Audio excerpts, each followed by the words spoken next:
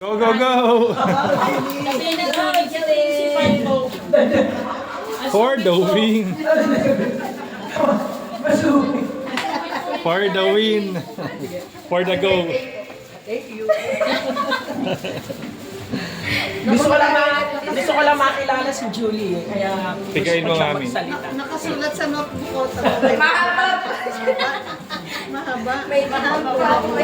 Pag marinig ko lang si Julie, kung anong masasabi niya. Ayun. Dahil, happy birthday, Tita. Thank you. Wala, naiyak ako. Naiyak ka, Tita. Ako, hindi ako. Dahil, thank you po.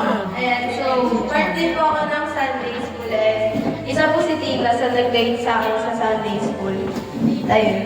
Tapos, nagpasalamat po kami kay Tita. Hindi lang po sa Sunday School volunteers. Dapat ikaw po. Ay, hindi lang po sa Sunday School volunteers.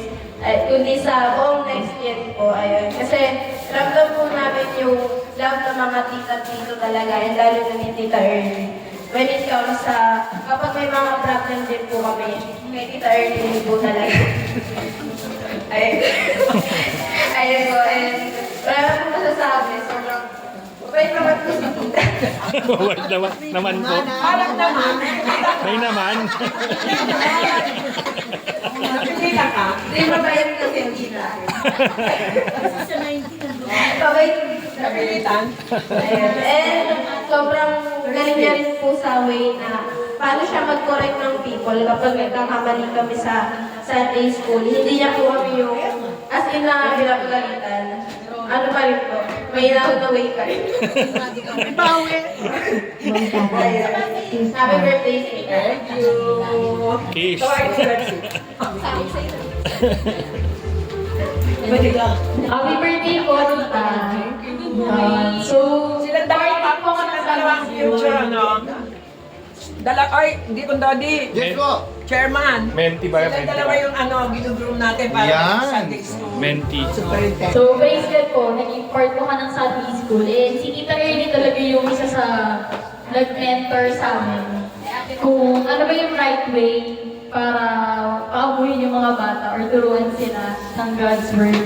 Pero ang hinanang kay Tita, tawag doon, yung parang na-inspire ako sa kanya when it comes to reaching out yung mga bata. Yung sobrang intentional na talagang mag-home visit ka. And then, hindi ko makalimutan yung sinabi ni Tita na doon mo makikita kung ano yung totoong status ng bata sa loob ng bahay. And tinry namin siya before sa Teen Fellowship. And doon namin na-realize na, may iba sila pag nasa church.